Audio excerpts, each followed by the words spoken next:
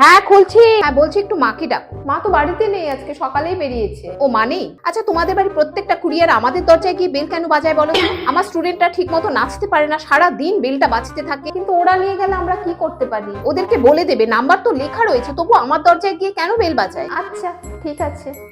বলছি আজকে কি বাড়িতে শুটকি মাছ হয়েছে? হ্যাঁ আজকে শুটকি মাছ করেছে। প্রচন্ড গন্ধ বেরোচ্ছে, আমার বাচ্চাগুলোর খুব প্রবলেম হচ্ছে, নাচের উপর একদম কনসেন্ট্রেট করতে পারছে না এই দুর্গন্ধে। শুটকি মাছ খেতে আমি খুব ভালোবাসি, তাহলে কি আমি শুটকি মাছ খাবো না? মাকে বলবে জানলা দরজাগুলো বন্ধ করে তারপর যেন রান্না করে।